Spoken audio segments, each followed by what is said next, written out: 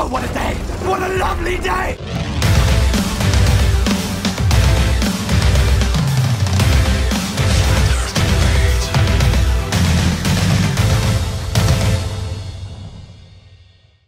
Welcome to Flat Earth Debate, Uncut and After Show. I'm your host, Nathan Oakley, and if you're new to this channel, or you've not done so already, be sure to subscribe and hit the bell notification icon to keep up to date with the Flat Earth Debate.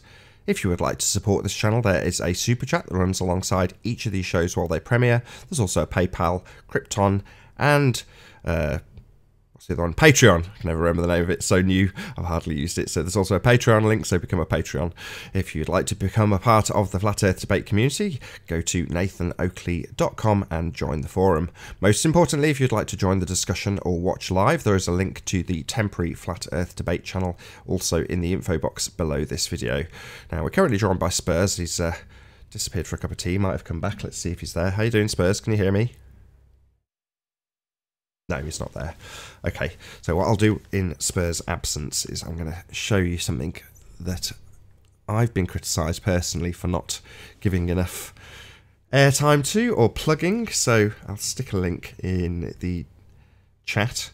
Well, there's no point. This isn't actually live. It's pre-recorded, so there's no point sticking a link in the chat. If I'm in the discussion forum, the chat room, I have to get my terminology right now. I'm doing more than one platform.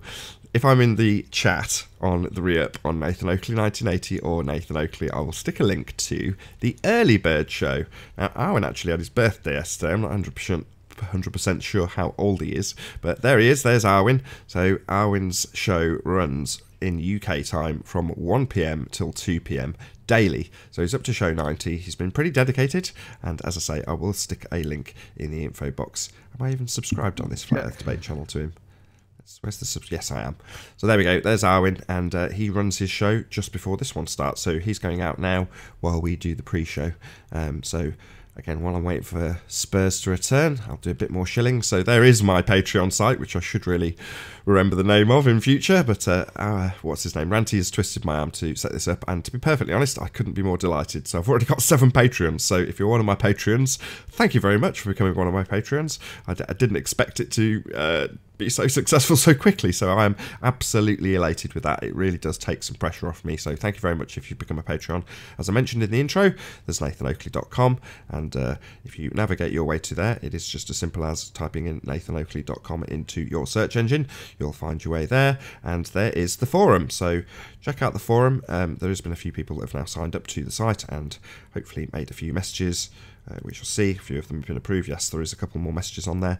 Wonderful stuff. So check that out. That's nathanoakley.com. Check out my Patreon, which is me on Patreon. However the hell you navigate to that, there is a link in the info box. And hopefully I've bought enough time to get Spurs' attention again. Are you back, Spurs? No, clearly not. I'll pick another subject to whittle out the time while we open up the live show. About 5 minutes time.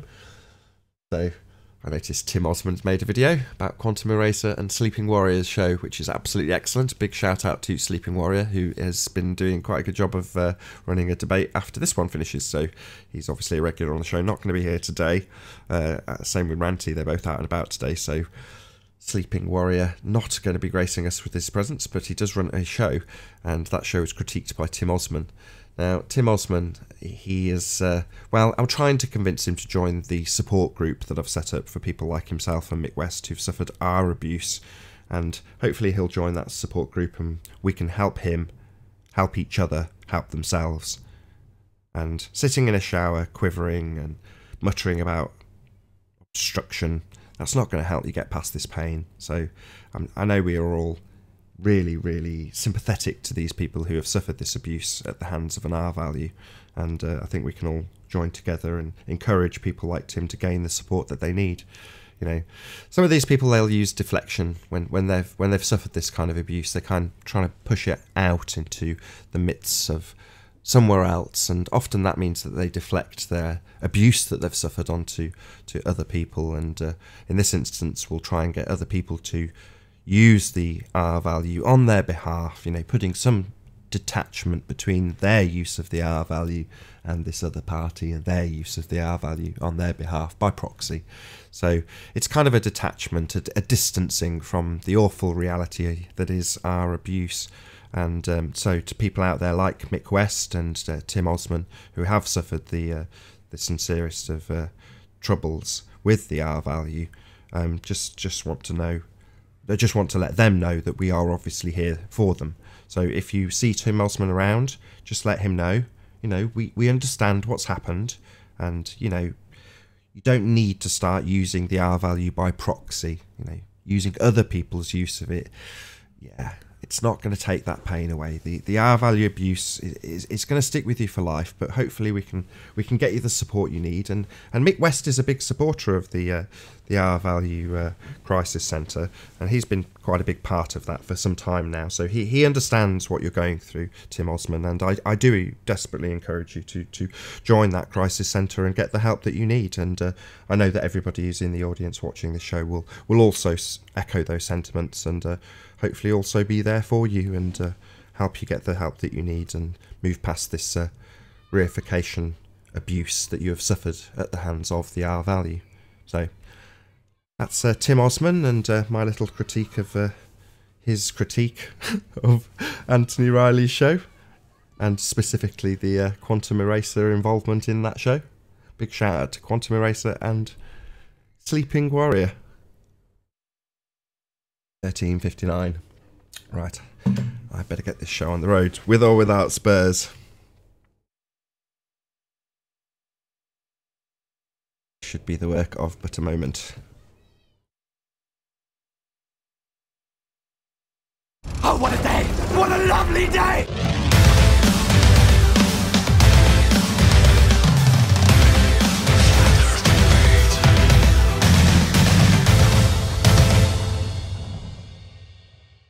Welcome to Flat Earth Debate Live. I'm your host, Nathan Oakley, and if you're new to this channel, or you've not done so already, be sure to subscribe and hit the bell notification icon to keep up to date with the Flat Earth Debate. If you'd like to support this channel, there is a super chat that runs alongside each of these shows while they premiere. There's also a Patreon, PayPal and crypto link in the info box below the video. If you'd like to join the Flat Earth Debate community, then go to nathanoakley.com, where you can find your way to the Flat Earth Debate forum. Most importantly though, if you would like to join the discussion, simply mute the page you are currently watching, then click the link in the info box below this video to join the panel and express your views on the shape of the Earth. If you do join, please don't swear. If you do, you'll be ejected, and if you are, please don't try to rejoin the stream using sock accounts. You'll be warmly welcome back on the next stream. Please also share the show on social media.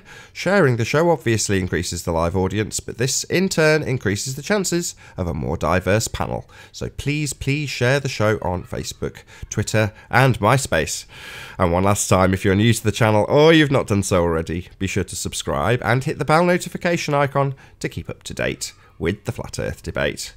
Now, we are currently joined with a slightly silent Spurs chemo. Let's see if I can get his attention for the third time. How are you doing, Spurs? Yes, hello there, Nathan. I'm very well indeed. How are you today? I'm good. Hey, Spurs. Hey, Chocolate. How you doing? Good morning, Nate. Good morning, everybody. How are you? Not too bad. Not too bad. You know, do you hear me? No, we don't hear you, Spurs. Although I did see the mic dancing up and down while I did the intro, so we could hear you. Maybe it's that you thought I couldn't hear you when I could, and you've now subsequently put yourself on mute. But a great start to the live show this has been. So hopefully with just Chocolate, maybe intermittently get Spurs as we run our way through the housekeeping questions. Should I do another plug for the website? Why not? As at this stage it is literally the only subject matters that are covered in the website itself.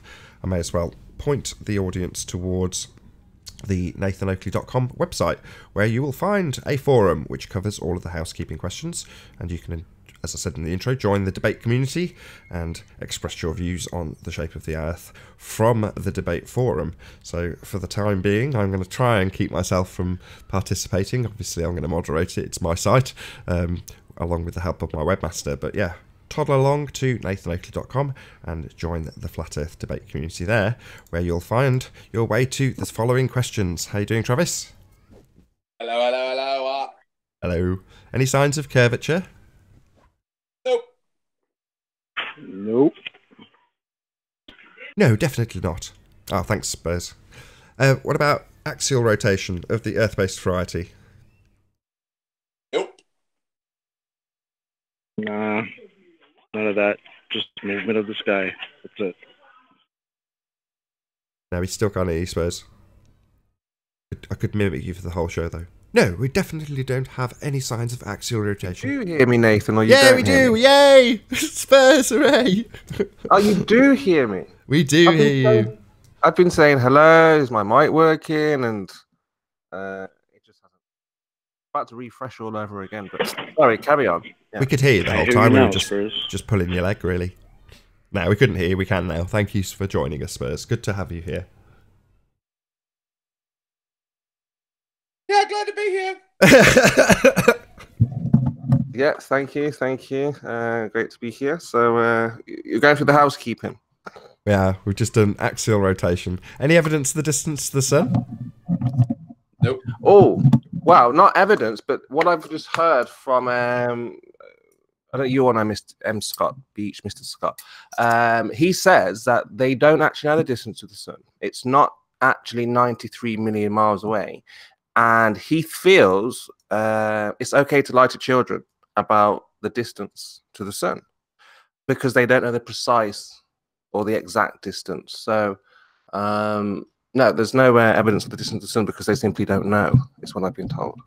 Is this documented or is this chat room? For those who might be new to the show, so you mentioned M. Scott Veach. So who is this individual? Why would his opinion be important? He's the son of a NASA astronaut. And, oh, excuse me, I'll be back in a minute. So, yeah, he's the son of an astronaut, and he obviously knows a lot about the shape of the Earth, space, things like that. So I have to go. I'll be back in a second. Yeah, no problem. Hopefully we'll come back to that and get a bit more detail on his willingness to lie to children and his apparent lack of knowledge in regards to the distance to the sun. We shall see. We'll come back to that when Spurs returns. So what about scientific evidence of gravity, gentlemen? Scientific evidence of what? Gravity. No. No? What about evidence for a gas pressure existing next to a vacuum? Nope. No? That would be a no. Amazing, really, considering most people's belief in space hinges on that detail being correct. Nevertheless, any evidence of a self-perpetuating molten iron core at the centre of a presupposed spherical Earth? Ooh, say that again. Any evidence of a self-perpetuating molten iron core at the centre of a presupposed spherical Earth? Still no. No? How could you have anything at the center of presupposed anything? It's in many a It's funny. school book. I completely agree in terms of my sentiment towards the notion. However, that notion is absolutely taught to school children as fact.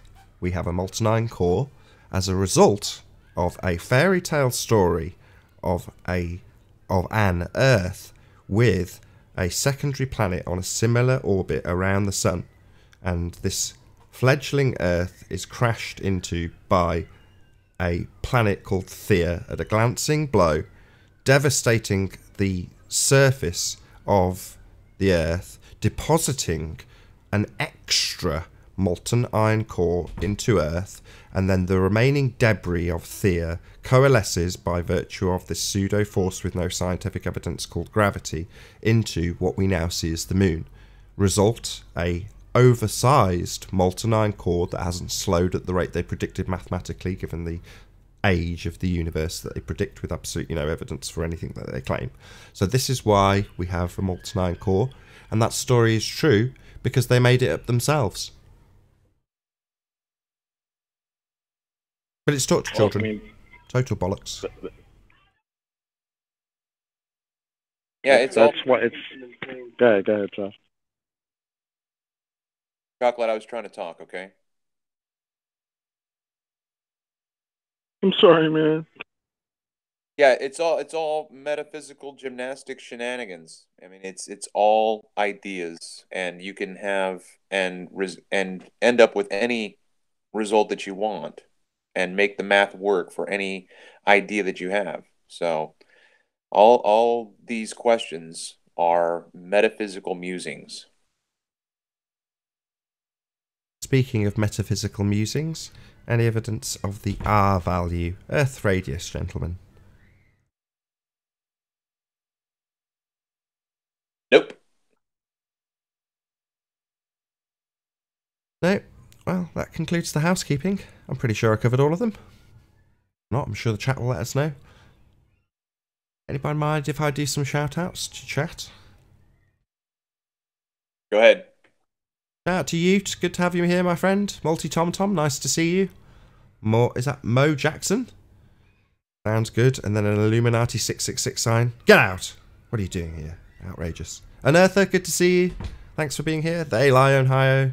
Nice to see you, Doug. Nick, good to have you here. John Watson, nice to see you. What else we got? Mo Johnson. John Watson. Good times for all. Zach, nice to see you. I saw you in the shows. That gives me an opportunity to plug, actually. So Zach has been frequenting the hacked up 7-hour or 6-hour extravaganza that was Life is Short, Red Pill Philosophy, Ranty Flat Earth, and myself, explaining the horizon. In essence, that's what we were doing. It's all about the diffraction limit and perspective and lots of other complicated sounding terms, but ultimately we're talking about the horizon. And those videos have been chunked into nice, digestible 1-hour sections, and Zachary Zabala, otherwise known as Good Times for All, GUDTIMS number 4 ALL YouTuber, was in there chatting away with the person actually in the video, which was excellent, so people could actually ask questions live. But I've been putting those out about 9:30 PM UK time, and they'll go out till I think Sunday this week. So yeah, part 3 went out yesterday, part 4 goes out today. So check those out after all the debates have been rebroadcast. Why are they being told to shush by YouTube? Is it I'm doing too much shilling? Too much shilling for myself? Is that what it is? Shout out to Karen B, nice to see you. Isa Mahalski, thanks for being here. Legendary super looming perspective hijacking hyena says he's away from keyboard. Well, thanks for being here. Nice to see you. Steve, hello. Good to have you. Mark Taylor, good to see you. Any more for any more? I think that's pretty much it. Oh, so did you see that that video that there's a user called Agent Zal or something like that to that effect? I think he's been looking at what I don't know if you know Alan B, right? Jeff Alan B. He showed a video where he's stalking Arwen for some reason.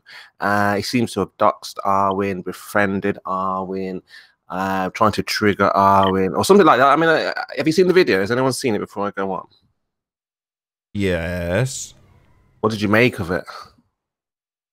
It seems like Alan B or Jeff or whatever the hell his name is slightly obsessed with Arwen. Like, well, what's the word? Creepy. That's the word I'd use. Creepily obsessed. Yeah. Yeah, very creepy. Yeah, I mean, you saw the messages there. He's obviously tried to, I think the idea behind it is just to discredit the flat earthers any way they can. Yeah. So I mean, who would spend that much time focused on one individual, unless you're trying to discredit them for some reason? And yeah, it's quite outrageous what he was doing there, doxing him. I think he was doing things like that. So yeah, just wondering if anyone's seen that. Yeah, I'll second that. That shit was creepy as hell. Sure, what kind of behavior that is for someone to have, even if you're trying to discredit people, but nah, that's just too much. You want to discredit us? Bring proof of your ball. Don't do the crazy psycho shit. That's not necessary. And then go on the show, try to pretend to be his friend. Like, exactly. Get the hell out of here with that crap. Absolutely. But I think that's their game, their goal. I think they have new tactics now. They're going to have to try and befriend I mean, it's almost like they have to become flat earthers now, or pretend to be flat earthers to try and get in whatever circle they think there is. But it's not a circle; it's just a free for all. Anyone can work it out for themselves, and obviously they think it's like a group of people when it's people in the world who understand they've been lied to. So, you know, we don't know every single flat earther out there. So it's not like about the collective or the individual. It's just about the truth. Right, I'm going to have to go again. Sorry, I'm really busy. That's all right. Owen's just finished his show, so I've stuck the link to the Early Bird Show in the live chat, so check him out. Go and subscribe to him if you're watching this on Nathan Oakley 1980 or Nathan Oakley channel. If I'm around, hopefully I will be free for those premiering shows. I'll stick the link to Owen's show in there. So I had a direct criticism from someone in Owen's chat going, does Nathan ever link to your show? And I thought, have I ever linked to him? Probably. I'm sure I probably have. I know for a fact I put his link to his channel when I took the little chunk out from Conspiracy Cat's little confession about the second law of thermodynamics and requiring the antecedent that is a necessity for gas pressure. So I certainly have linked to Arwin, but whether or not I've spammed his link in the chat, I don't know. But if you are watching live right now, I'm going to stick his link. No, I'm not going to stick his link because I've now got something else from the clipboard. But I have just stuck his link, so scroll up and go and check out Arwin's channel. Go and subscribe to him today. He might actually join as he's in the chat now. He tends to have a few minutes, get himself a brew, and then actually join the show. So you might get his opinion. I know he's not away. He's away from his mic now, Spurs, but you might be able to ask him yourself when he joins about what the score is. You know, he knew about it. I was listening to his show earlier, and he was talking about it, so he obviously is aware of it. But we have creepy people on the globe side. They don't have any decent arguments, as Spurs pointed out, so they have to behave like stalky, creepy stalkers. That's what they've got. You're talking to me? You're talking about you. We've got the common decency to do it behind your back. What? Joke, Arwin, joke. What's up, Arwin? Hey, hello guys. Yeah, you've seen the crazy video too, have you? It was Spurs that brought it up. I have seen it. It wouldn't be a subject I would bring up if I'm perfectly honest. It's something I would leave to the chat rooms. Hello, Paul Hall. How are you doing? Yeah. Oh, I'm doing good. Hello. I'm doing good. Good to have you. Well, he kind of brought it up, so I just said, okay, sure, do. You know, if that's a thing. You know what, I think in some ways it might be a little silly, but I think it's kind of important to bring it up because, again, this guy showed up on your panel after, you know, your supposed meltdown or whatever to try to, you know, kind of coax you into, oh, you know, I was reaching out to your friends and, you know, I mean, just like he's playing some type of psychological game with you. And I think that needs to be put slightly on display. I said it pretty loudly. It just feels like he tries to contain me. So, look, maybe LNB really does have a weird feeling, like I am dangerous, something. You know? But based on his actions, if that was the case, wouldn't you just call that projection? Yes, you would. But maybe on the other hand, look, it's very complicated. From what I heard about LNB, he has quite a background of very harsh things that probably he's been through. And maybe I'm opening up that wound in him as well, and I don't mean to, really. So maybe I just touch him and he doesn't want to be reminded about that shit. You know, look, really, in the end, I wish him the best. I hope, you know, he can just live out his life and not get frustrated about shit and obsessed with people. I mean, I might be seeing connections where none actually apply, but for all we know, Alan, like Mick West and Tim Osman, have suffered our abuse. And if that is the case, I may be seeing a connection that isn't there. But if you are also, like Tim Osman and Mick West, a victim of our abuse, then I have set up a crisis centre. Mick West is already heavily involved and very supportive of supporting others, or helping us help them help themselves in the face of our abuse. So if you want to join that crisis centre, the number is 1-800-R-ABUSE. So you can join that and hopefully help these people get beyond using R by proxy and other people. I did mention it in the pre-show. So yeah, that's kind of double of you, Nathan. That's kind of double, since you're the one raping people with R. That's usually how the psychopathic elite do these things. They cause the abuse and then set up the crisis centre to help these people. So I'm doing something similar. So I feel I'm doing a great service to these people by basically raping them with R and then helping them out with the crisis centre to get them through it.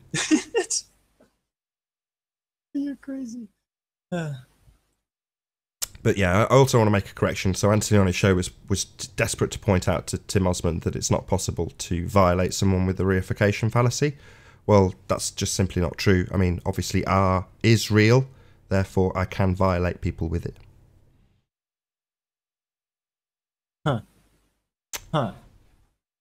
There we go. That crisis centre, like I say, I'll put a link in the info box. Anybody else who suffered the abuse of the R value, you can join that crisis centre today. Right. Basically, all they have to do is just stop presupposing, and then it will be negated. We don't like to talk about the counselling we give them, Arwin. Just make it clear that we are there for these people. If you're listening, Mick West, Tim Elsman, we're here for you.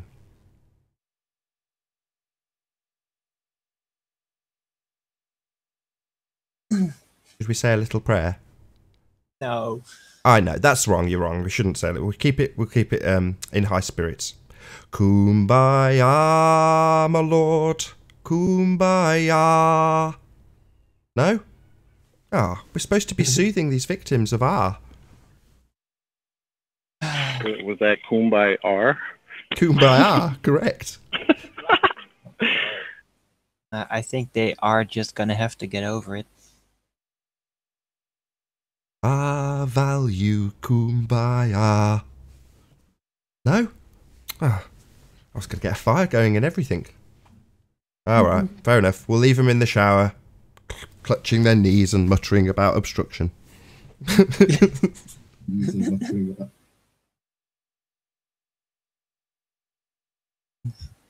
Thanks for making me laugh.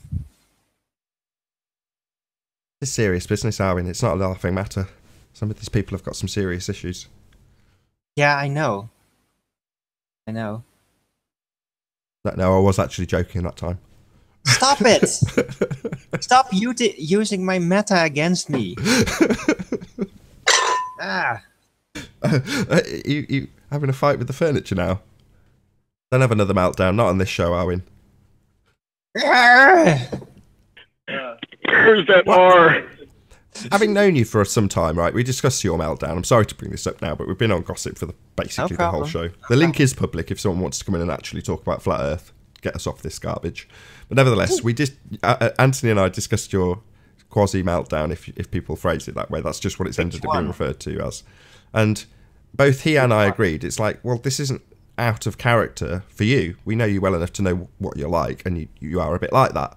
So for all the people out there, they're like, oh, this is just an Alex Jones copycat, mimicking, acting, whatever they phrase it. No, that is actually what Arwin is like, and there's nothing fake about it whatsoever at all. So if you don't get that, that's fine. You're just wrong.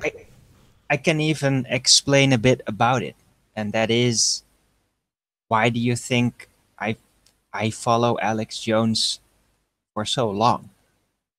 Because he kind of has the same thing, I feel. It's just that it's so weird with everything else that entangles him, but that thing is real. And I feel that, and I just have the same thing. It's just in my nature, you know? It's not an act. Or that part is not an act. The passion is not an act. Yeah, absolutely. In many ways, he stole your bit. What? You were first, right? You did it before him. What are you talking about? You were first. He stole your bit, right? Alex Jones? Yeah. What? Are you serious? Well, you were doing it in the 1800s, weren't you? What? That wizard elf magic, Arwen. Play along, man. Jesus. I know. Jesus Christ. It ruins it when you've got to do that chocolate. It ruins it. You're supposed to just play along and go, Sorry, you didn't hand me the script. Death. Why is Death not doing his job properly? It's all the CIA are good for. If you can't get the scripts out to them, Dave, the jokes are never going to work. Yeah, I'm tired of working without a script over here. I'm tired of improvising. Everyone else on the panel's got a script. My union dues, thanks. Main principals need the script first, Death. Why is this malfunction? This is never going to work. I've said this from day one. Where's my agent? I'm going on mute. Yeah. Oh, and by the way, DRLA00, I do get this humor. I do get it. It's just that it kind of freaks me out. You see, you did get the script, you liar. But it's just, I don't want to play along. Does that make any sense? Yeah, now I know that Dave's just written a really clever script. My bad, Dave. I take it all back. Please don't demote me.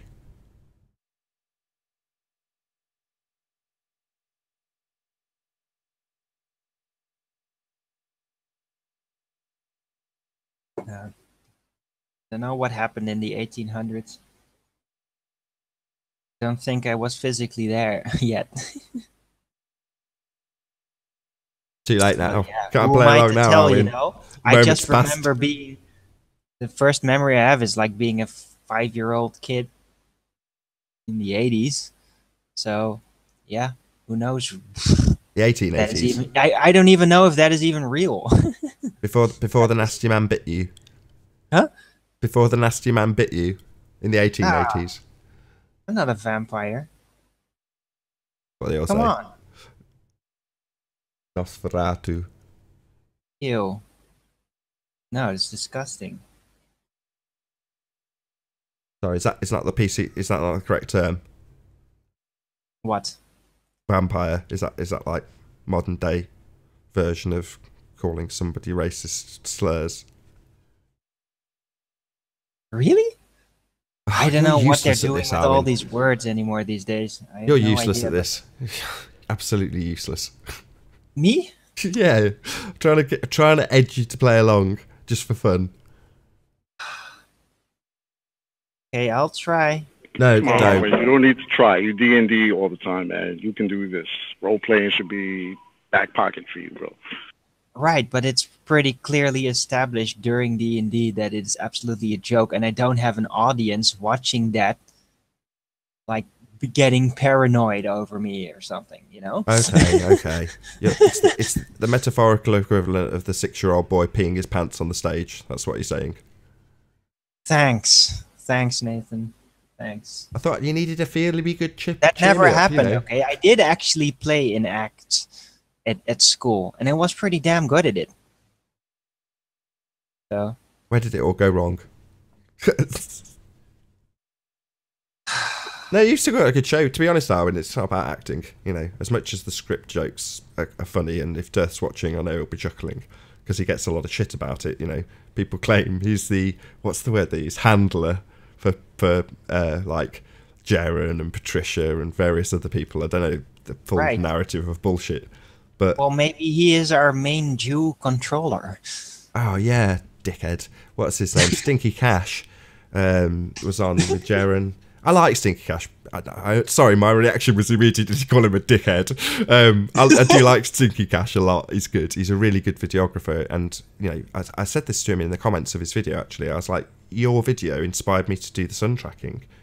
Not just his video, other videos like it. But, you know, he was, as he rightly points out, one of the first to be doing these videos all those years ago. It's probably 4 years ago now. And he kind of dropped off my radar. And again, I said that in his comments. I was like, nobody knows who you are. There's like 7th, 8th, 9th wavers that have come into this. And yeah, I know who you are. Jaren knows who you are. Death knows who you are. But the new people who've come subsequently to us, they haven't got a clue. So you've just got to get your name out there. Go on Jaren's show, or Jaren could help you. I can't remember how I phrased it, but I said words to the effect of, if you're going to call him an opportunist Jew shill, that probably ain't going to go down too well with Jaren, as he's his best mate. So, yeah, probably cut down on that kind of crap. because it's very 2015. Wouldn't you agree? You know, the majority of the people who are still here have moved past the paranoia that everyone's a shill. Well, apart from Arwin, who I still have my suspicions about. But other than that, you know, we've kind of moved past it. What did I ever do? Mess up the scripts. You couldn't find Arwin. R. I write my own script. Yeah, don't mention gravity. What? The aberration? Here we go. But yeah, anyway, so Stinky Cash, yeah, check him out. Good YouTuber. Had some really good points back in the day. I hope he comes up with some more really good points going forward. But you can also check out his interview that was on Raw. So it's on, let me get it right, Ginger Sugar Bush, Karen B have both got the second part of that. And the first part, the actual interview with Stinky Cash, is on Jaren's channel. So I think for contract reasons, Bob was telling me from the chat, Bob of Globebusters, subscribed today, was telling me that they have a contractual obligation. I think they're all in the same boat. So Crow 777 and Jaren and all the rest of them, they can put the first hour out on their show from TFR, but they can't put the second hour out. But for some reason, other YouTubers can. So I don't know the details of that, but I managed to watch all of it. That said, I was watching it on TuneIn Radio. Not watching it, listening to it. And then he mentioned that somebody had said something in the chat, Jaren, that is. I was like, oh, so I don't actually have to listen on TuneIn Radio, which is typically how I'd consume TFR. But yeah, obviously there's YouTubers out there that just rebroadcast their own shows and are allowed to do so. So I went in and watched it with a chat. It was great. It was just like a normal show. Normal YouTube show, I should say. You guys watch Raw? Or listen, I keep saying watch. Listen to. What? Raw. Monday Night Raw. Best show on TFR between whatever the hours they are. No. So Yeah, I watch Raw. Yeah. Yeah, I saw you in the chat, right, Chocolate? what time is that on, Nathan? For us, it's 2 a.m. Yeah. 2 Oh, a.m. goodness, UK yeah. time. 2 till 4. Mm-hmm. Yeah, Pretty it late. comes about 10 p.m. my time. 10 p.m. So Hey, you're East Coast. So, you Right. know, like we've spoken to, you know, in the last 5, 6, 7, whatever years, we've spoken to loads of Ball Earthers, like loads. Are there any that stand out for you guys? Like you think, they were pretty good, came close, they were, you know, challenging or intellectual, or do you just think they're all the same, or do you think any of them bring better arguments than others? Yeah, Like Rumpus. arguments? Rumpus. You think Rumpus is one of the best? Oh, baller? no, I didn't say that. You asked for people who stuck out. Ah, yeah. Well, the best or the worst? It's all a matter of perspective. Well, I mean, just if- one if where you've you got- thought, Figurative you know, they image. put a very good argument forward. I've had to go back and, you know, think about what they've said and then come with the best. Obviously, because, you know, it's like a challenge. So they put something forward or whatever. I just thought I'd ask, because we speak to so many Ball Earthers, like so many, all the time. But yeah, I was just wondering if you thought there was any decent ones out there. Well, if you've got somebody that literally has a term coined on the show, to Rumpus, well, while that is the term he's stolen for his name, but Rumpus by name, Rumpus by nature, right? And we wouldn't have been looking up the definition of Rumpus had it not been for that person. But that aside, he's put in the hours. Yeah, we joke about the fact he hasn't produced the lower observation of the Isle of Man footage. So what's on screen now is the north end of the Isle of Man. No, it's not actually. It's more called Lighthouse. My bad. But yeah, at the north end of the Isle of Man, there's an observation that Anthony did from his belly that was the opening section of the UK conference last year, 2018. And that's still been yet to be modelled, despite Rumpus saying he would. It's been months. I think it was September last year that we did that conference. So it's been quite a long time. Nevertheless, he'd been promising long before that conference. I'm not supposed to be harping on about this. The point is he does put the work in. He has done a lot of work, as much as he uses all the obfuscation techniques under the sun. In many instances, I've seen Rumpus display more intellectual honesty than most of the other ballers in certain circumstances. If there is something that is factually a win for us, he might even concede it immediately and try and get past it quickly. But if you hold him hold his toes to the fire on the point, in fact, you don't have to. He'll just admit it, which is why I would say he's noteworthy. It's a very different tact.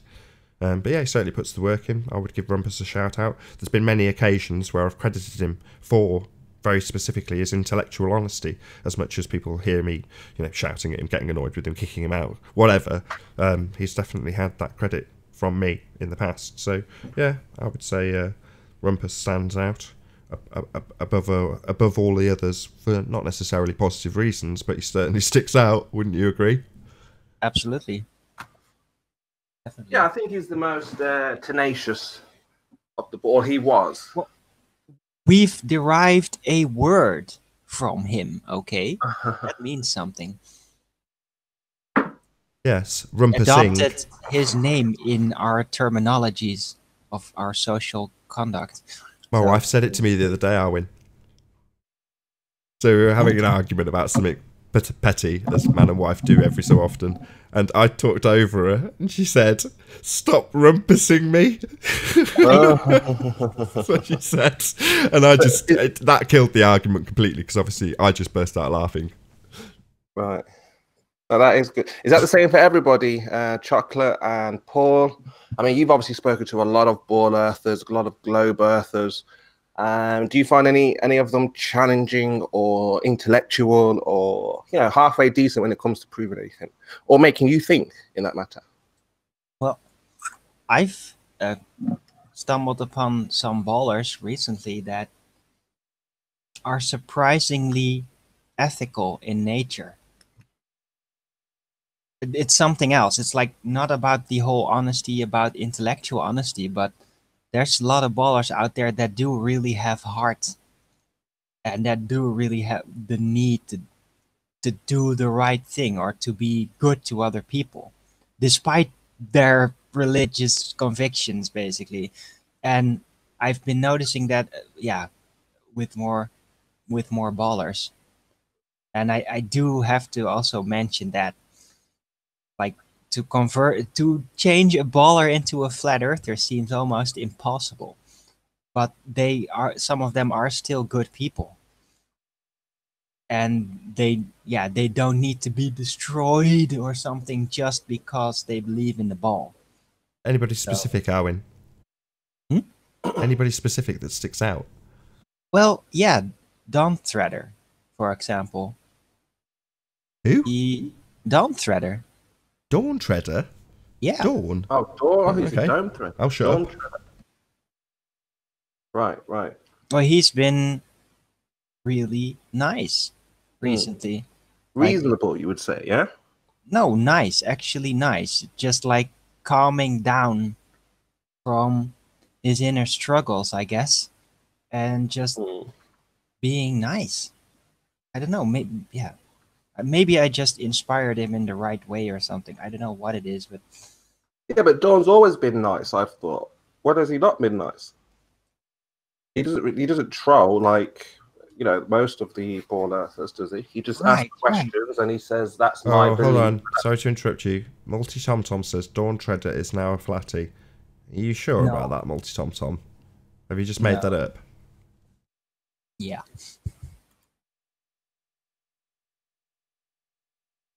Or maybe he just doesn't really care about that part anymore, and he's starting to focus on other directions. No? From every time I've spoken to Dawn, I get the impression that he wouldn't ever claim to be a flat earther, but he admits that there's problems with the globe model. And yeah, I mean, I can give respect to at least looking at the problems that the globe model has. And he's been one to say, I believe it. I can respect that. I believe it. That's fine. Just when you're trying to assert that it's a fact and I should believe it, that's when I got a problem with it. Right. Might be true. He doesn't claim science anymore and all that. Been confirmed from Nathan Oakley. He is a flat earther, he says. Interesting. He said he's not. He is not. Shh. Okay. Yeah, see, well, he is. Deep down, I think Dawn is a flat earth. I think it's peer pressure with a lot of these guys because somebody was saying here a minute ago, you know, you could not convince these born earthers. And I think it's just because of peer pressure. You know, they don't want to be ridiculed. Who wants to be called a moron, a retard, an idiot? Who wants that? I don't know if that's all of it. Sorry? I think there's also just, it's not just the social peer pressure thing. It's also the fear of seeing, basically. Because if I were a born earther, there's just no way I would allow flat earthers to run around saying the earth is flat. You know, I would prove this ball, this globe every day, constantly. So I think most of these people have conceded, but it's just difficult. I think it's a very difficult thing to accept. Let me try to explain it very, very concise. You know, it's one thing to learn, like the government lies, you know, oh, there can be trusted. But if you realize what the lie exactly is and how big it is, that has a lot more impact, a lot more weight. And yeah, that is more scary than just knowing that they just lie and not knowing exactly what the lie is. And I think that is what's holding back a lot of ballers, I guess, that are on the edge, that are like, just like, no, I don't think I can handle actually seeing it, even though I've kind of figured out from a distance that, yeah, there's something there. And I think it's very personal, not so much peer pressure. Peer pressure is also there to keep everybody in line. Oh, I think that's the number one thing, because you know, I remember coming into flat Earth. I remember there's just the label of being a flat earther was just a no-go. You cannot label yourself a flat earther in any way, shape, or form. And now it seems that people want to be a part of the community, want to be a flat earther. But it's peer pressure. It's as simple as that. A lot of these born earthers that I'm speaking with, because you know, I like to talk to them to see if they really believe in this globe, if they truly believe in this globe. And what I've found out is what stands between them and the flat Earth is a model. Just they're like, work it out for us mathematically. So what that means to me is they're asking questions about the flat Earth. They're like, okay, I accept there's no globe. Now give me a model for the flat Earth. Give me the equations for the flat Earth. We can't do that. So they say, no, I'm just going to go with what works. Right. Okay. Yeah. Well, you know what that actually is? It is like, okay, you've been a globe addict, like a heroin addict, for a big chunk of your life. And you're like, yeah, you need that. So if you're going to take that away, then yeah, it's like, yeah, give me something back. I need something back. So they want something that is just as big. They want a complete model. They want a glorious picture to fill up the blank space once the globe's been torn down, and we don't really have that. And I think also it's fear. It's a lot of fear. Hold on a second, Spurs. Sorry, I noticed Paul's been off mute trying to get a word in for ages. Go ahead, Paul. I try to be patient, but I'm not a big talker usually. I'm the other Paul. For some reason, I couldn't log into my normal account. So if you see me pop up, this is the other Paul that normally pops in. I just couldn't log in for some. I figured that from the background noises, to be honest, Paul. Okay, gotcha. Just make sure. Now, the one thing I keep running into, I don't do a lot of this online, but the people I have talked to, and Nathan addresses it constantly, is the priests. You know, like I've got friends that I've talked to about it, and he keeps saying, well, when an astrophysicist comes and talks about flat Earth, then I'll start acknowledging it. Or my brother, I'll talk to my brother, and he'll say, well, he'll even trying to pigeonhole me and say, you need to write a paper, do all this stuff, and quote, do the whole 9 yards, but he won't even listen to some basic ideas. But it's back to that educational system where you keep saying, well, you need to go get your education. You need to do this and do that. I'm going like, really? And it's like, it's just, I think it's a combination of everything we're saying. I think, and also I think the aspect that I've run into too is the impact of if you acknowledge the flat Earth. Like when I first came to realize flat Earth, the first thing I had to begin to give up is sci-fi. I'm a huge sci-fi fan. But then Sorry, I didn't hear that. A huge what? This is science. What did you? Can you repeat that? Sorry to interrupt, Paul. I didn't hear. A huge what? It was a huge. When I first looked into the flat Earth, it was a huge thing because then I had to realize the impact of that belief system on everything else. Like I'm a huge sci-fi fan. Well, instead of it seeing science fiction, it became science fantasy. You know, it's like this is completely not even real. You know, and so I can't look at anything watching sci-fi anymore. Like my brother, I think it's on the same category. I think the impact of that belief system, even that shift, it's a ripple effect. It permeates everything. You know, like to acknowledge, even just like 9/11, just to acknowledge that could have been an inside job completely undermines your faith in the government, you know, or your trust in the system. But that's a different priest. So in that instance, you've kind of, I know what you're saying, because you're saying unless somebody comes to you like Neil deGrasse Tyson and says the Earth is flat, they won't accept the notion. Whereas with something like 9/11, it's a different priest. It's the TV priest, right? It's unless the news tells me otherwise. Right, exactly. But you see how backwards it is, though, because they don't want to listen to it unless somebody like Neil deGrasse Tyson will come out on TV and say it, right? But they'll still negate when the very guy that they would believe would say something like, at 120,000 feet, you can't see any curvature. And it's like, but you guys are still telling us we see it from a plane. Or seeing so, yeah, or like 3-4 miles away. So you guys got to work your story out. You know? Well, it's the disconnect. Like, it's not as consistent anymore as they had hoped it would be. And people get jumbled in their arguments. There's conflicting arguments. Like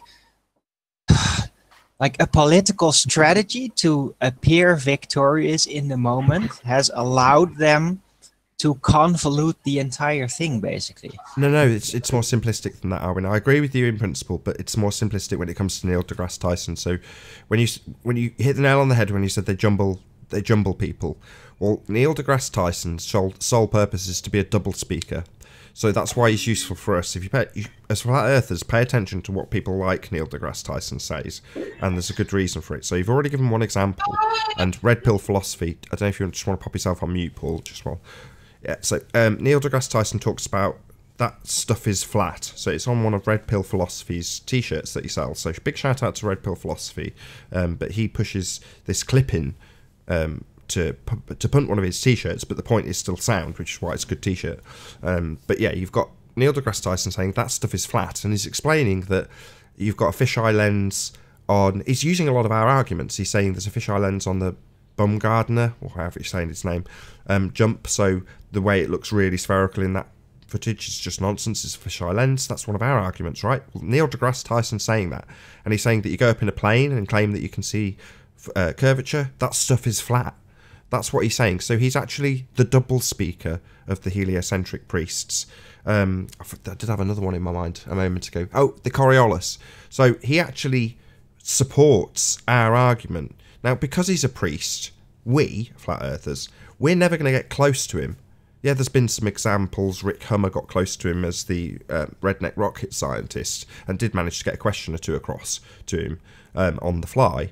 But failing that, we're never going to be on the stage with Neil deGrasse Tyson for the consumption of the masses and be able to ask him, how do we have gas pressure without a container? We're never going to get that opportunity. But what he does do is tells the masses the contradictions like they're real. So he seeds the doublespeak. So with Coriolis, he was tweeting out about a field goal. I can't remember if, I don't watch American football, but whether or not the field goal was made or lost because of the Coriolis, he's essentially asserting that you've got the bit we need, which is to say, if you've got two reference frames, the ball leaves the earth and it continues to turn underneath, meaning the goal's rotating as the ball travels in a straight line.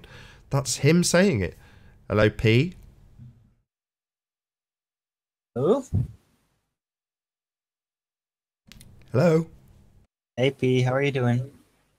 Hello. Hello. So yeah, so he's a double speaker. He gives you the rhetoric that we would give in the face of the incorrect assertion of a Coriolis effect. In other words, if what Neil deGrasse Tyson says holds true, then you'd have supersonic journeys going at 1,700 miles an hour. So you don't have that. You've obviously got consistent flights. Well, that's because there is no Coriolis effect, even though Neil deGrasse Tyson is the one asserting the bit that makes no sense. Same with seeing no curvature. Oh, right, so it's flat, our argument. But it should be curved. That's why it's doublespeak. So I assert something different, which is to say that if the Earth is a sphere, it would fall away from you. The moment you start to rise in altitude, you'd see the leading edge of the sphere getting further and further down. That's how it would work if you were on a ball. And you could with the P900, and as shown in the Metabunk curve calculator, the advanced tab, you can work out the drop, the edges, how much of the curvature you see from ground level. So you should be able to distinguish a ball from ground level, getting ever and ever more bally as you rise up. Neil deGrasse Tyson doublespeaks the audience into believing that you should never see a ball if you're on a ball, and that you should see that Coriolis caused field goals. It's like, oh really? So lucky for that ball, the Earth was rotating underneath. The planes have the same effect, do they? Oh, they don't. Well, that's the contradiction that he puts into the rhetoric. So yeah, it's like I've said NASA and all these institutions have put all these things forward, made a huge mess, and now these globe earthers are trying to clean up the mess that NASA has left, and they can't clean up, can they? Because it's NASA that has caused all of these things, giving people the idea that the Earth curves and things like that. So yeah, they're finding it very difficult. They're trying to explain away somebody else's problem. Yeah. One of the things I've ran into, I was used to go to an atheist group and discuss and debate and philosophize and all this stuff. And one of the things I remember after I started getting the flat Earth, one of the things an atheist told me once, he said, you can't trust your senses, and even you've heard Neil deGrasse Tyson or Robert or Lawrence Krauss or whoever say, it's not up to you for the universe to make sense, or that's my worst paraphrase of it. And I started thinking about that, and I was like, most of the science is telling you not to trust your own senses at some level, and I mean one thing I've spent more time over the last several years researching vaccines, but I still research flat Earth. But I still see that even in that arena with vaccines, a mom says my child comes in, gets his vaccines, and then within days it's autism, and you're going like, but the doctor and all the scientists says don't trust that. That's not right. How does a mother not trust her own senses when it comes to their children? Yeah, and then it's the whole scenario. Like I posted that. About where the speed of the Earth, or equatorial speed and all that stuff we've talked about hundreds of times. And I say, well, look, you can't feel that. If you start moving north, then the speed decreases, and you should feel it. Like you should get stronger, you should go heavier, and all this stuff. And my brother jumps in. Well, that doesn't mean it's not true. Like, my own senses should tell me that there's something going on, but you're telling me not to trust my senses. If you could feel it, would you believe it? I would begin to accept it more if I could feel it. There would be something. So well, you could feel it and you still wouldn't believe it. That's interesting. No, not necessarily. So why do you bring up the fact that you can't feel it spinning? If you could feel it spinning, it wouldn't matter because you still wouldn't necessarily believe it. So it doesn't really matter that you can whether you can feel it or not. That's not what I said. Well, no, that's what you just said. If there was some kind of hint of it, we would be more inclined to explore the concept. Right. That's what I'm saying. Well, hold on. Don't bring up that you can't feel it spinning. If you can feel it spinning, are you still a ball earther? You still won't believe in it. P, are you still a ball earther? Well, I would like to join you guys and pretend the Earth is flat, but I don't know if you guys will let me. We're not pretend pretending. With you. No, I think he's You guys are pretending. Whereas P-Mars descends the hangout into chaos, so I'm going to take a short break, and with that I'll say to the live audience, stick with us if you are watching on Nathan Oakley 1980 or Nathan Oakley, because this show will continue in a moment with the after show. But if you are in a live audience, a massive, huge, enormous thank you for tuning in live and hopefully sharing this debate. Also a massive thank you to all of the debating panel. Be sure to check out nathanoakley.com and join the forum there. I've been Nathan Oakley, and I'll see you all in the next video. Oh, what a day! What a lovely day!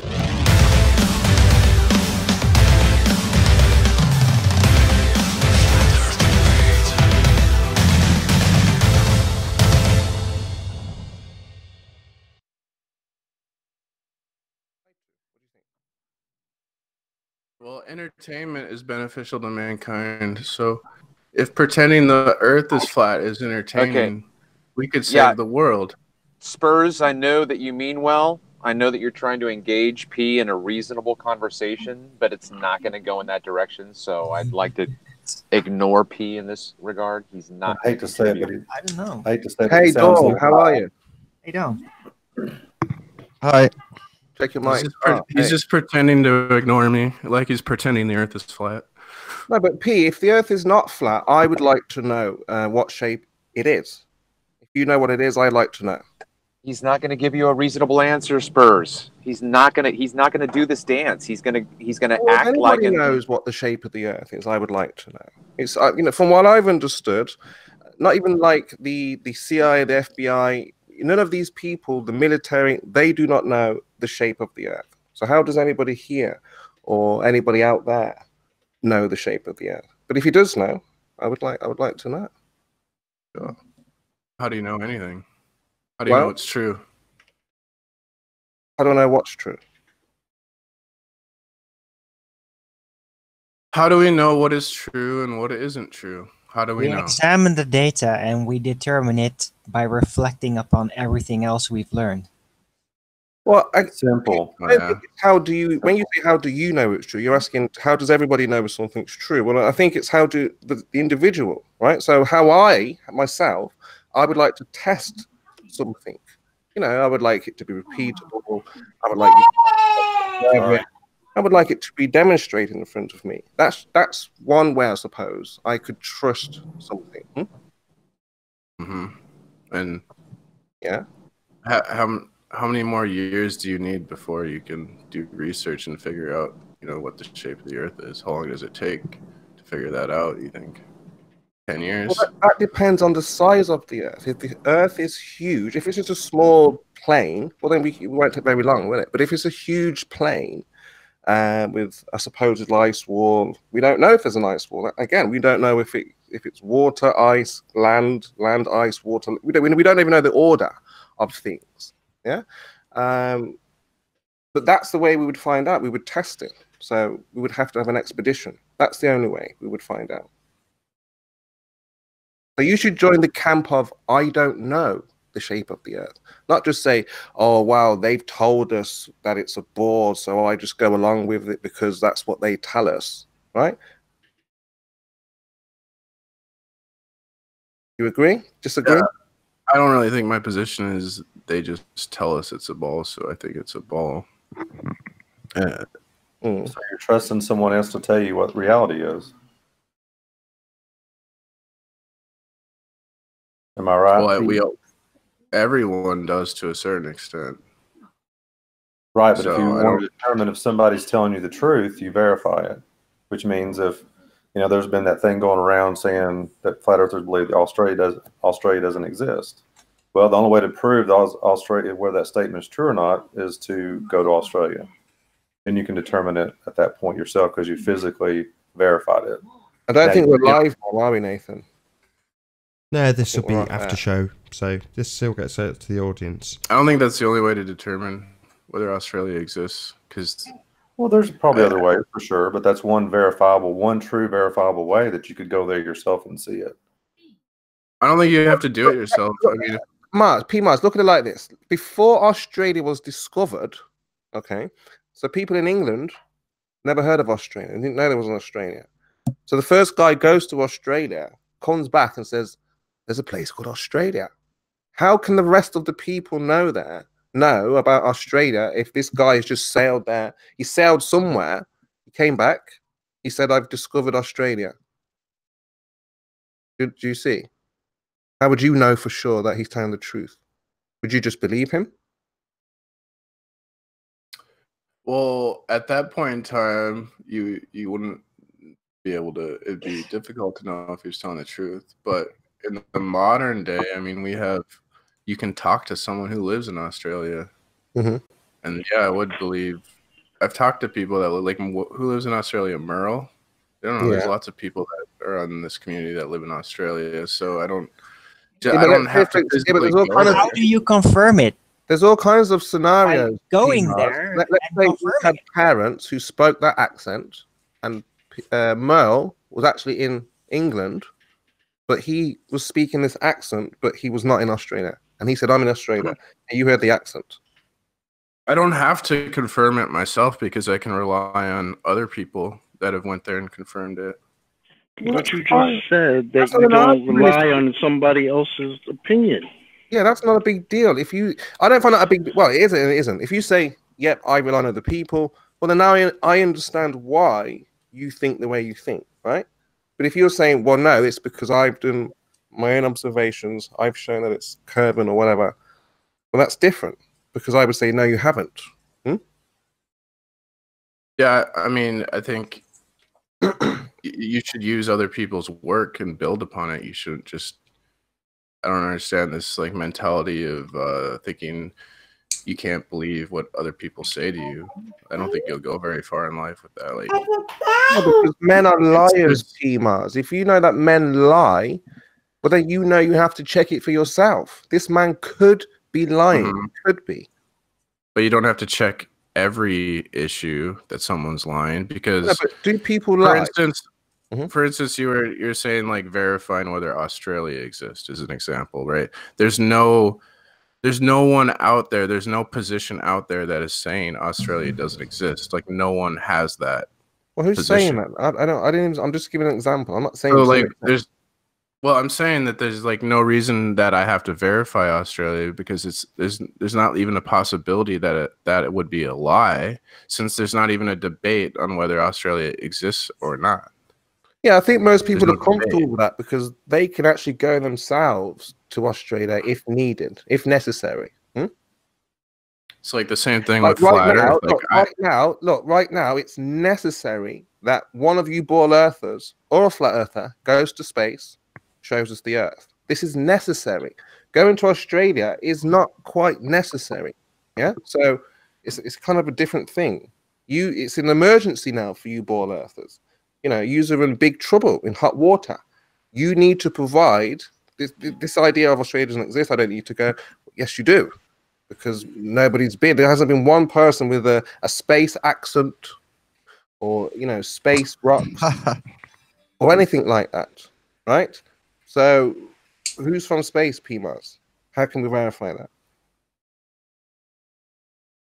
Now we have to verify space. I mean, you can just look into the. Let me give you another example. Well, wait a minute. Let's look at something. Hold on. Sorry, Paul. I'd rather AP. Oh, I'm sorry. Go ahead. Well, I was done. What that? So just accept it. So fly in the face of everything that's just been said. In other words, and that's the end. Here's a statement or a thing I was going to bring up to PMAR. There are millions of flights to Australia that occur every day, or maybe not every, millions of people that go to and fro from Australia every day. How many people can do that with space currently? Yeah, we can't go to space, but you can. Well, if you can, like I said, PMAS, it's very urgent. It's an emergency because we're going to change the entire education system. What you thought was, this for me is an emergency. I wouldn't be just saying, "Oh yeah, we can." I'll be like, for example, if you were saying to me it doesn't exist, I would book a flight, I would document the whole trip. Like, I would literally do this: go there, speak to as many Australian people, find as many Australian landmarks, everything to verify that I can, that you would request that Australia was a real place. Return, present you with the evidence. That's how serious this situation is right now. So, you just saying, "Oh well, people have been and we can go and da da da da da." Where, who, what? Show us if you can. Well, you can witness outer space with the telescope. You can just look up at the night sky and you can see it for yourself. No, outer space is a vacuum. The sky is just the sky. Outer space has very specific attributes to it, which you're never going to experience. None of us on the panel have experienced, but you accept it. I use the comparison of Narnia, so you're just accepting. Can see it. It's there. Yeah, like Narnia. If I show you pictures of it. What do you mean? It's not showing you a picture. It's witnessing it in real life. You can go space? outside and look at it. No, you're looking up. Yeah. At Lite. That's where space is. At Well, space. yeah, that's You where can you're look at told. outer space. No, that's not With where your space eyes. is. No, you can't have space. It's the Yes. second law of... Now you're just talking over me. Until now, it was a reasonable conversation. I start You're talking, and incorrect. every second word, you talk over me. Everything Why you is it say that when is I incorrect. talk, You're I an trigger idiot. you to talk over me instantly? So, no, there's a I don't problem with care just... what you have to say. You're There's a a fucking problem, asshole Pete. and an idiot. Why is Hold on, this? P-Mars. Just Why want is to it say I one get other thing. accused of being aggressive with these people when I Fuck was mid-sentence you, Nathan. and P just You cuts me are off and pretending the carries on earth is talking flat to make indefinitely? money. So, Fuck you. am I allowed to have a sentence, P, or will I get accused by my Oh. audience of being rude to you because you can't shut your mouth while I finish a sentence? What is the problem? Rude. You're a rude motherfucker. Oh, so I do Come on, trigger you that come on. bad. My demolishment of your religious belief triggers you that badly, does it? You're pretending the earth is flat so you can make money. So we're changing online. subjects now. So my point being, P, you look up into a region that has lights. The actual place that you define outer space is specific, has attributes that can't possibly exist. You're not going there. According to no one but you. No, according to the second law of thermodynamics. Yes. No, that's bullshit. You don't know. You don't know the second law of thermodynamics. Yeah, I You're do. an idiot. Yeah, I do. So that's just hand wave. You dismissal. misinterpret science. It's Not not science. hand waving. You're just Sorry, hand well, waving. that You're tells making me all straight- these stop. assertions. Stop. You can't justify any of these Pete, fucking don't get so assertions you're triggered. making. You're No so full of need. shit. Pete. Justify your assertion. Now you're just How does it really not- triggered. No, prove Calm it down, violates Pete. the It's second law of okay. The Earth's flat. thermodynamics. You don't have to like it. Space is fake. Hey, you don't look, have to like that either. Just Triggering yourself just and show- talking show over me how it- show constantly me how it violates is the never second law going of to change thermodynamics. that space is fake. If you've Okay. got a vacuum up there, which is what outer space is claimed Prove to it. be, you're not listening. Prove You're it. just talking. You're just saying the words "prove it" over me. Do it again. Prove I'm going it. to have to eject you for being disruptive, P. Show Because me the scientific evidence. Yeah, I was trying to explain that this is not science. It's a natural law, not science. But you wouldn't let me finish my sentence. So by saying it's science or asking me for the science means you don't understand natural laws. I mean, you're just asserting that I don't understand it. But you claimed it was science. You demanded I give it you as science. It isn't. We're talking about natural laws. I've just said the same. That's what I just said 2 seconds ago, P. Nathan, sorry to be disruptive. You go ahead. I've got to round this recording out to start the I'm next just live show, wondering. so try and keep it brief. All right, I'm just wondering, how were the natural laws established? Who figured it out? People watched it happen time No, and time get it, I and get time that. and time again, and I never get it. ever not happen. That's it. No, I get that, but like, where's the information coming from? From just, I just said that. Did I not just say that? You can just watch it occur. That's why you can, for example, Yeah, Alwyn. but did it just arrive naturally? Did you Yeah, just figure just it out happens. out of That's right. nothing? Just happens always without fail. No, Yes. No, but I'm not disputing that. I'm just Well, there you wondering go. where it's That's coming well, you asked from. where the information came from. It was just observed to happen always without fail. Okay, who first established that? I don't know. Newton wrote it down. Sure, there's others who observed the obvious happening over and over again before him. So he was the first to. I didn't But say that. Owen, I don't know the even answer. if they actually gave us a name for it, I don't know the answer. How Owen. can we First, establish I don't that know. that's the name? I don't know who wrote what it I down mean? first. Owen, I'm Can I sorry. say something? Natural laws arise from the process known as the scientific method. Scientific method is a system of No. systematic study of the Wrong. natural world through experimentation and observation. No, experimentation. Method provides. Ugh. I mean, I'm just reading. From the where? definition. Dumbo.co.uk? Because no, natural laws are not derived from the scientific method. That's incorrect. Yeah, it seems to be. They're not the other- establishing cause and effect relationships. And if they're derived from what you put in your last sentence, experimentation is hypothesis tests. Hypothesis, tongue-tied. A hypothesis establishes your independent variable, presumed cause, and dependent variable, effect, in the natural world. But that's what science does. Establishes the cause of the effect. Now, the effect, a natural law, is or you could consider it a phenomena, but to establish the cause of a natural law is impossible. Same as defying it. You don't know any. See, like whenever I double check everything you say about science, you're wrong about everything. Oh, right. Every time. Okay, no worries. We'll just Endlessly. test it. Okay, hold on. Let's just test that based on my last statement. Can you tell me the cause of entropy?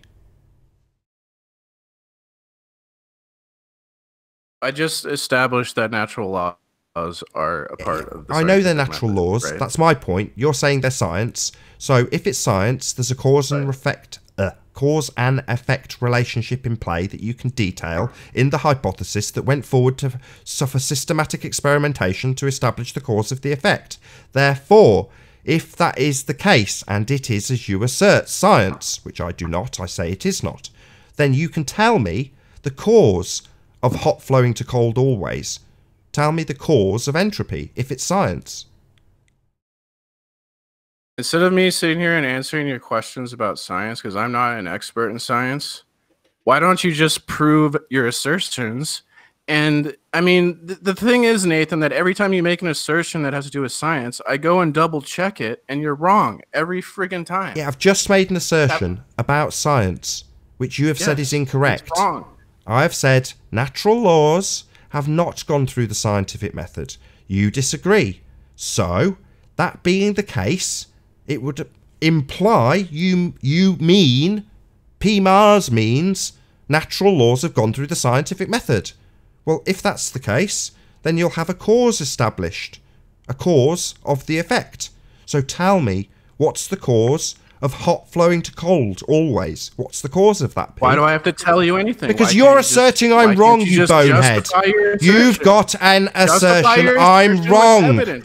So back your assertion that I'm wrong. Oh, right. So I've got to disprove your assertion, have I, bonehead? No. If you want to claim I'm wrong about my assertion, the natural laws are not established through systematic experimentation. They are not adhering to the scientific method. They are not science. If you feel I'm wrong about that, show me the cause of any natural law established through systematic experimentation, and you'll prove me wrong, won't you? I think most natural laws are above the cause proof in science, to be honest. They can go through the method, but you don't establish a full cause. If they go through the method... I'm not here to... I told you I'm a poker player, right? I'm not a scientist. All I'm saying is when I fact-checked everything you say about science... Right, so why do you act like you know things about science when you clearly don't understand science? What specifically? When I check all of your claims, I've used an example. You don't like it, or you don't understand it. Probably both. So give me an example of something I've got wrong. You know, this... all of the things you say, your housekeeping, like everything you say is wrong. Everything you say about angle of attack and perception and that's how not our science. eyes work. Sorry. I did not ever assert that to be science. This is a straw man. You said everything I say about science is wrong. Now you're talking about angles. That would be mathematics. So do you not understand what science is? Clearly not. So mathematics is one of the 4 major branches of science. Excuse me. Science is a study of the natural world. Angles are not. Okay. You don't know what science is. So it seems clear, P, like always, you are projecting your dumb fuckery onto me. So you don't understand science, and you're telling my audience that I don't understand science, and that you've researched science, and everything I've claimed is wrong. No, you're just a dumb fuck.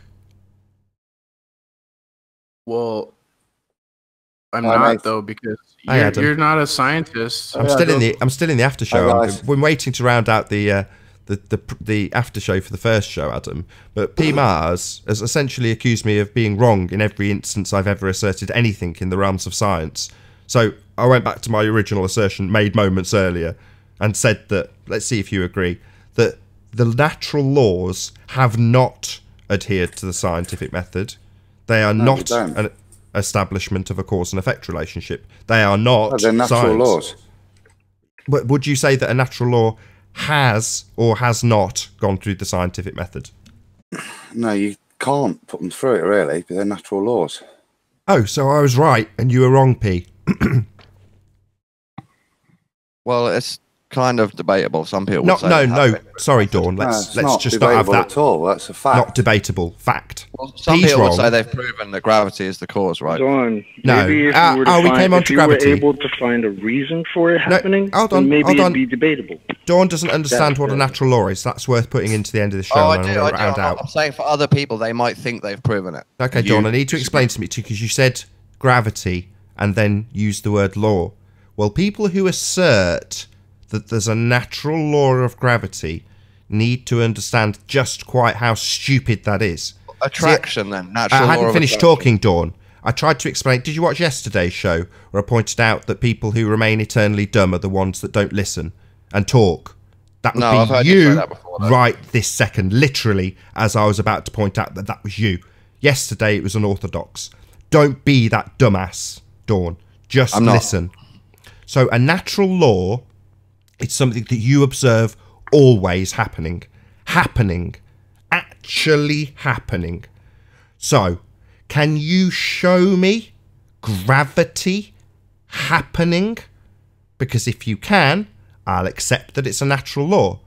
I can show you the effect. There we go again. He hasn't quite cottoned on that people normally pause for a few moments when they finish their point. There we go. Dumb eternally.